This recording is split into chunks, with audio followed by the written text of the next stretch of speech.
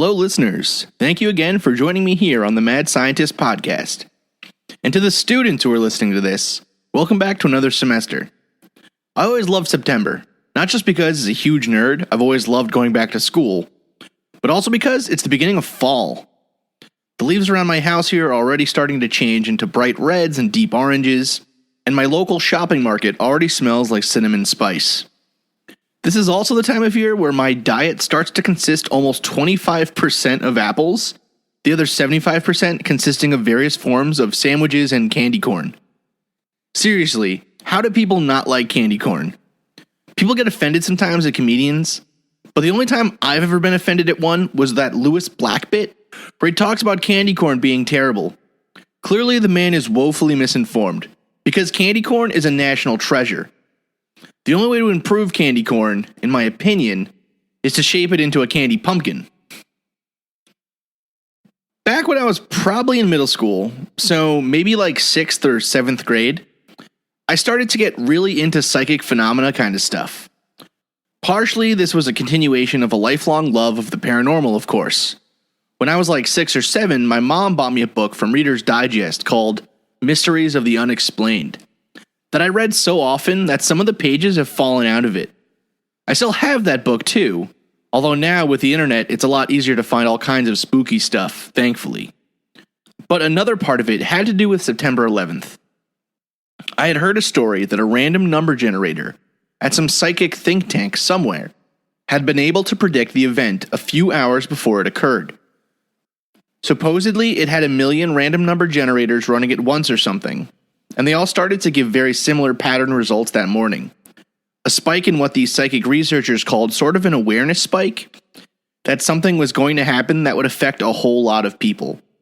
Anyways, so I was in the 7th grade, let's say, and I found a website that purported to be able to measure your psychic ability. Specifically, it stated that it could tell if you were the sort of person whose mental abilities could cause a poltergeist to appear in your home, or more closely, to cause what appeared to be a poltergeist, but was really an adolescent whose psychic abilities were coming to fruition. Since I'd always wanted to be an X-Man, and since this was on the internet, I figured it must be legitimate. The site had all sorts of exercises to increase your mental powers, including trying to cause a ball of light to move about your inner eye, foods to eat to boost your psychic abilities, and randomized games to play against a computer that allowed you to fine-tune your skills. One in particular has always sort of struck me as being especially interesting. So you'd click on this link and go to a page that was all white, except for a black dot that would move around the screen randomly. It was attached to a randomized script that caused it to move to a different pixel position at random points. So the same idea as the random number generator predicting September 11th, but on a much smaller scale. The idea was that if you had psychic powers, you should be able to cause the dot to move to where you wanted it to go, keep it in place, and whatever, by manipulating the random number generator that was controlling it. Now, obviously, any computer programmer knows how funny this is.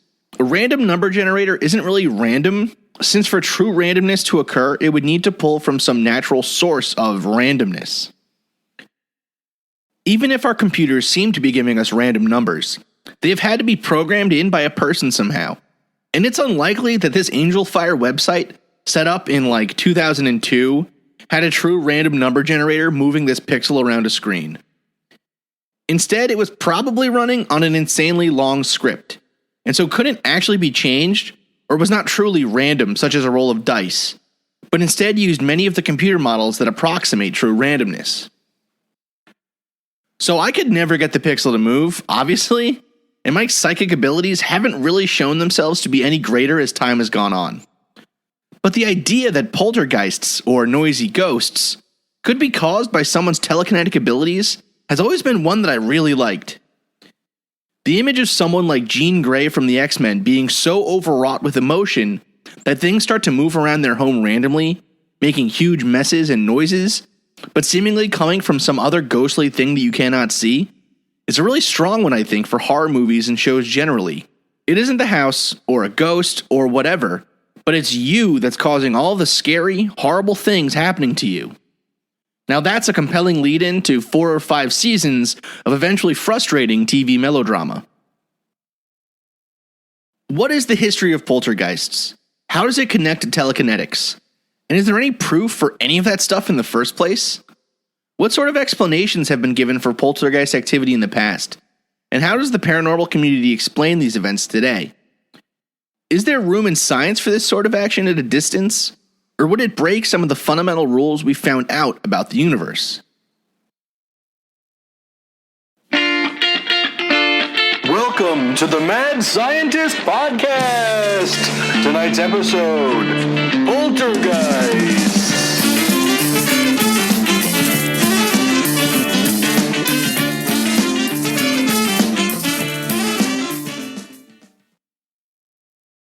Alright, some housekeeping. I finally got an email from a listener. Well, at least I think it's a listener. Either way, very excited. It's in regards to the Fairfield Hospital, where polio treatments occurred and where Justine and potentially the Somerton man met, at least if my polio theory has any backing to it. Anyways, the email was sent anonymously, but I want to thank whoever sent it. My dream is to actually answer a listener email question, so, if you want to make my day, shoot me a line. Poltergeists, or stories about something similar to poltergeist activity, have been around almost as long as humans have. Generally, the signs of a poltergeist haunting include moving objects, strange knocks or noises, slamming doors or cabinets, and sometimes electromagnetic disturbances, such as lights going on and off. Initially, these things were believed to be caused by unusually strong spirits, dark beings that could actually affect the physical world in a way that could be potentially dangerous to people in the home. In some cases, poltergeist activity was even thought to be the work of the devil. One famous case has come to be known as the Devil Drummer of Tedworth, starting in 1661. Supposedly a landowner named John Mompesson filed a lawsuit against a vagrant drummer named William Drury, who was panhandling on his property, I guess, resulting in the court giving the drum to Mompesson, which, okay, I guess the guy probably didn't have a lot of property, but what kind of punishment is having to give away his drum to the guy who, at least on the face of it, called the judge because his drumming was bothering him? Mompesson, along with a number of other people who came to investigate, all the way up to 1668, claimed to, from that point forward, hear a drumming coming from somewhere in the house. Mompesson thought the drumming came from Drury, who it was thought had put a curse on the house using his connections to local gypsies. So far we've got ridiculous laws and racism in the first 10 minutes of this episode. So you can tell it's going to be a strong one. So this case may be famous, but it's pretty well considered a hoax today. Amos Norton Kraft in 1881 suggested, quote, "We are to remember also that the house of Mr. Mompesson contained several servants who doubtless possessed a good degree of human nature. Mr. Mompesson had caused the arrest and imprisonment of a member of a band of gypsies, who were intensely enraged at him on that account that the disturbances ceased as soon as the gypsy was transported beyond the sea, and his associates had no farther hope of his release. That these manifestations began again as soon as the gypsy returned from transportation, that the gypsy professed to be the cause of the disturbance, and that the excited imagination would naturally add to the manifestations which the enraged trickster really produced." End quote. Others have claimed that Mompesson's children actually caused the activity, especially his eldest daughter. But if you're not convinced by the hoax explanation here, the fact that his daughter seems to have been the center of the activity is an interesting one. As I've already said in the introduction, the current prevailing theory on poltergeists is that it has more to do with an individual person who is causing these things to happen unwittingly than a spirit or ghost. According to prairieghosts.com, poltergeists as they are currently understood have the following attributes. Quote, "The current theory behind this poltergeist-like phenomena is that the activity is caused by a person in the household known as the human agent. The agent is usually an adolescent girl and normally one that is troubled emotionally. It is believed that she unconsciously manipulates physical objects in the house by psychokinesis or PK, the power to move things by energy generated in the brain. This kinetic type of energy remains unexplained, but even some mainstream scientists are starting to explore the idea that it does exist. It is unknown why this energy seems to appear in females around the age of puberty, but documentation of its existence is starting to appear as more and more case studies have become public. It seems that when the activity begins to manifest, the girl is usually in the midst of some emotional or sexual turmoil.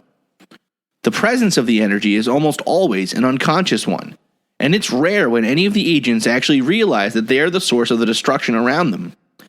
They do not realize that they are the reason that objects in the home have become displaced and are usually of the impression that a ghost, or some other sort of supernatural entity, is present instead.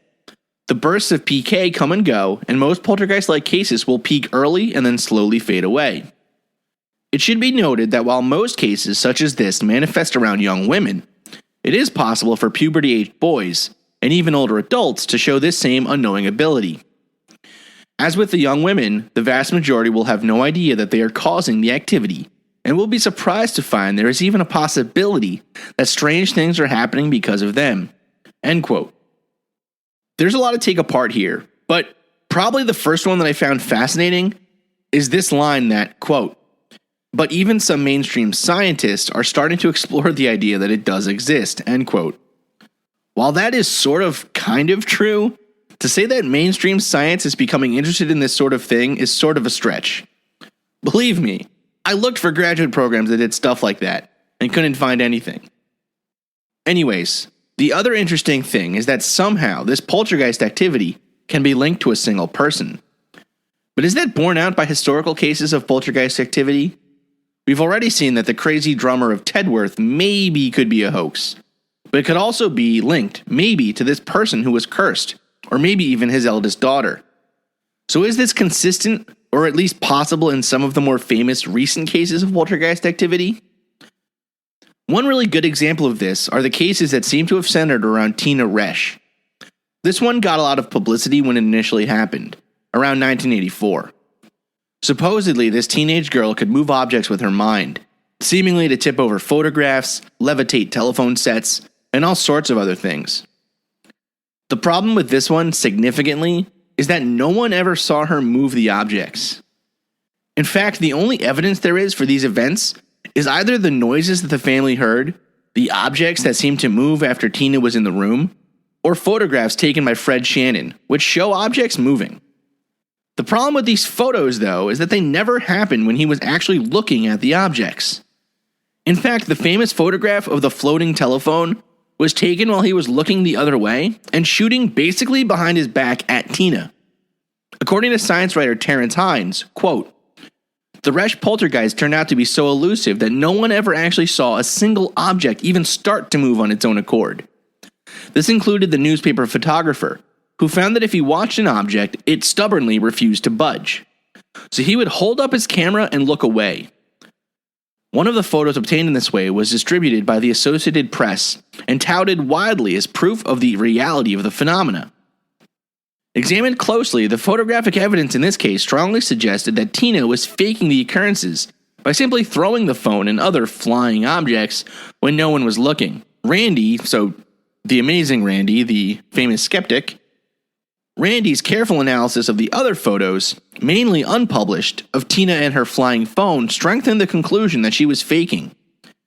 Interestingly, the editor of the Columbus Dispatch, Luke Feck, embarrassed by the revelation that he and his paper were taken in by so obvious a fake, refused Randy permission to print the photos he had given him earlier, in an apparent attempt to suppress the evidence of Tina's trickery and the newspaper's credulity." End quote.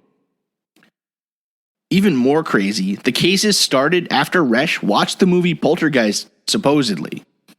A lot of poltergeist cases today, from the skeptical side, are believed to be due to this sort of troubled teenager attempting to seek attention by making up a ghost or poltergeist or something. But are there any cases where these things are maybe a little bit stronger? Well, unfortunately, in many cases, these things are not particularly well documented in terms of actual evidence. Despite TV shows that suggest that there are all of these videos or pictures of true ghostly activity, or telekinesis, or psychokinesis, however you want to call it, There aren't really all that many, and no tests as far as I can tell that shows something so out of the realm of possibility that couldn't be faked by someone. Okay, I'm sure some of you at home right now are thinking, well, what sort of evidence would actually be good enough for scientists to accept these things? I think we can actually tackle that problem pretty easily, though, at least as a thought experiment. One big problem with these pieces of evidence is that there is no chain to the evidence itself. In other words, there's no way to ensure that set experimental conditions are followed, or that things haven't been tampered with, or that faking could not occur. For example, in the case of poltergeist activity, in many cases the things that seem to be occurring aren't actually observed by the people living in the home until they're so racked with nervousness and lack of sleep that potentially they are seeing what they expect. Things usually start small, noises they can't explain that all the children complain of, or voices that seem to come from nowhere. But I'm sure I'm not the only one who, because I expect to hear a voice, sometimes will. The best example of this used to happen in my house where I grew up with my mom. My mom has a very distinctive yell for me, sort of a Tarzan-esque "Christopher!" that straight up rings through your bones. To complicate matters further, my mom has for a number of years suffered from a loss of hearing, so she can't exactly modulate the finer decibel levels of her voice at times. So when I was growing up, if I was doing something I shouldn't have been doing, I was particularly fine-tuned to hear my mom's distinctive call. Like a hunter in the woods who hears the eerie call of a wolf when the wind blows, I would sometimes hear my mom scream my name when the water heater would turn on, or a particularly loud car drove by our house, or even if I had music playing loudly. So maybe most people get phantom beeps or buzzes from their phone, but it's the same sort of process. Anyways, as a very paranoid child, I heard noises and knocks in my home all the time that I was sure was the sound of an axe-wielding demon serial killer coming to rip out my insides. So in cases where it seems like the only evidence is the word of a child, or weird noises with no evidence, I'm always skeptical. Regardless, what would a good experiment of poltergeist activity be? First off, keep one room where activity has occurred in the past in the home completely free of people. Note down precisely where objects are. Cordon it off, keep video cameras recording on the exits and entrances, and ensure that no trickery can occur. That would really be good enough for me. And if we had a constant surveillance on the room of that sort, and something did in fact seem to move around, I would start bringing in the big investigative guns. If it seems to be centered around a single person, well, why not do something like a sleep test?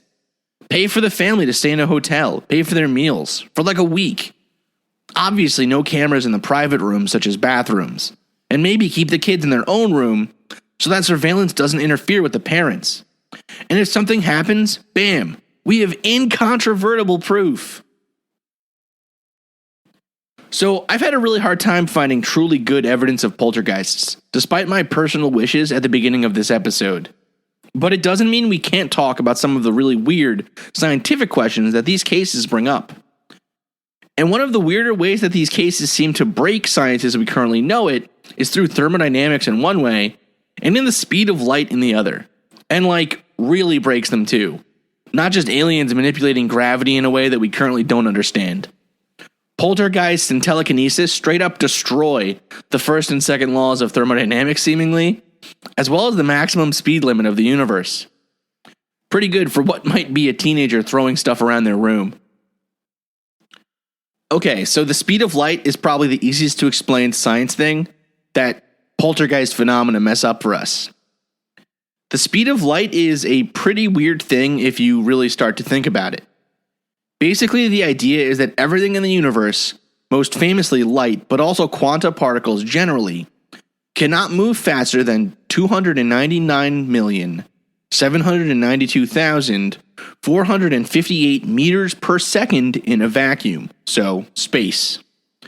That is about 186,000 miles per second. Now, this was most famously postulated by Einstein in his theory of special relativity. But thinkers such as Bacon, Kepler, and Galileo actually had tried to do experiments on this same value. So, what Einstein said means that the speed of light cannot be exceeded by other sorts of matter. No matter how fast you get, light will always move just as fast. Something that leads to things like time dilation and objects becoming more condensed as they approach the speed of light. It gets pretty weird. But this also means that information can't travel faster than light either. One famous philosophical argument about this involves a very, very long stick.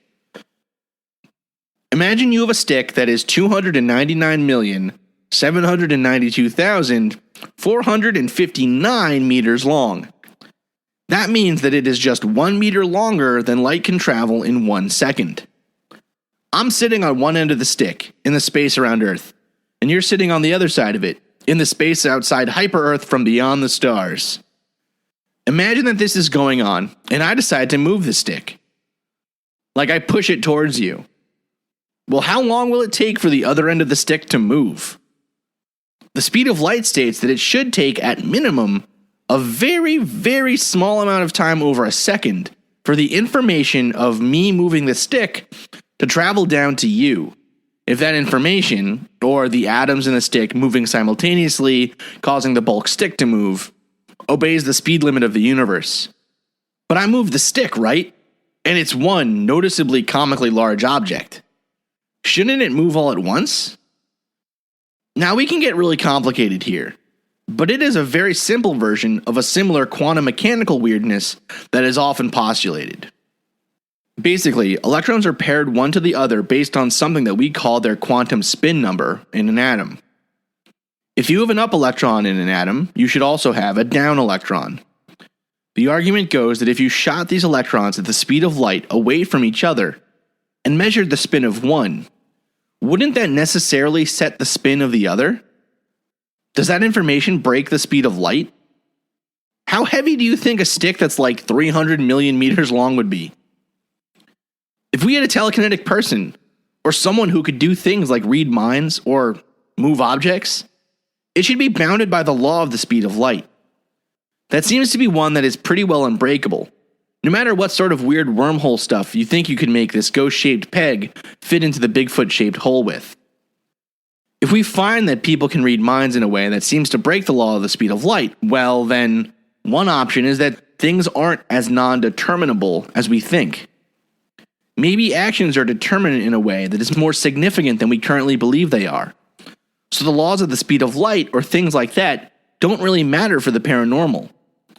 But as we've talked about already on the show, if that's the case, well then free will has a problem maybe. Of course things don't always need to make sense or fit into a set of rules, but as a scientist, I like it when they do, and my worldview is one that almost requires these causal chains to exist. For poltergeist or telekinetic activity, the problem I think would be that this information seems to travel seemingly instantaneously. Would telekinetic forces be constrained by the general laws of physics that non-telekinetic forces are? Do telekinetic forces need to move through objects or space in the same way that other forces in a medium do?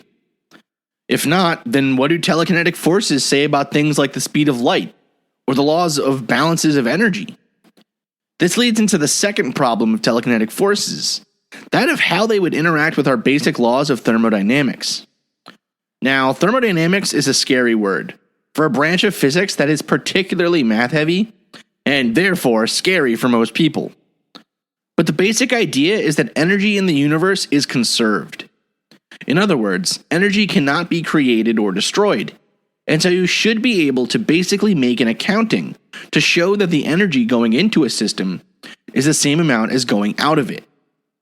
Engines and refrigerators and all sorts of systems make use of this principle by moving energy between heat, or thermal energy, and work, or energy used to move something with a force. Think about your car engine, for example. A chemical fuel burns, releasing heat, and that heat changes the pressure of a gas within the engine pistons by increasing its temperature. Because the pistons sit snugly within the cylinder where the gas is held, there's no place for the gas to go as its pressure increases. The gas eventually becomes so pressurized that it can move the piston up, which takes some energy. And as the gas moves the piston, it's doing work. resulting in the energy it takes to move that piston along its path upwards being removed from the gas, cooling it off. The cycle then continues. This balancing of heat and work energy is the first law of thermodynamics. That has to be the case. It's as close to a universal law as one can get. And if we include entropy, it gets even closer to an absolute fact. So okay, if that's true, then where does the energy for telekinetic force come from? Clearly, moving around a telephone across a room takes some work energy. And if thermodynamics is correct, that has to come from somewhere. But where? Is it being caused by the person's mind somehow? If that's the case, then where does that energy come from? Energy can't just be created. So it has to be transmitting from one clear energy source to another. Ultimately, the thermodynamic case for telekinetics is pretty rough. But maybe they aren't using forces at all. What if they're altering the local space-time, yielding changes in gravity? Or maybe, once again, this thing isn't supposed to make sense. Maybe it is really supernatural. The science for poltergeists and telekinetics are pretty rough to be sure, with this one in particular messing up two pretty solid scientific laws. And unfortunately, a lot of the cases we've looked at tonight seem to be hoaxes, or mistaken identification, or things like that. But does that mean all of them are fake? To the people that these things are happening to, they certainly aren't.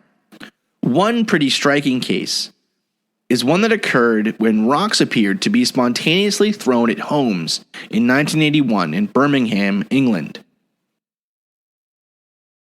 At the peak of the activity, Chief Inspector Len Turley said, quote, "We have spent more than 1,000 man-hours on this case. We are keeping an open mind about the whole thing. We don't know why it's gone on for so long," end quote. Police even supposed that maybe the case was being caused by someone using a giant catapult to hurl stones at some houses. But there's no doubt that residents were absolutely terrified and terrorized by the stonings. These are quotes from a newspaper article about the case now.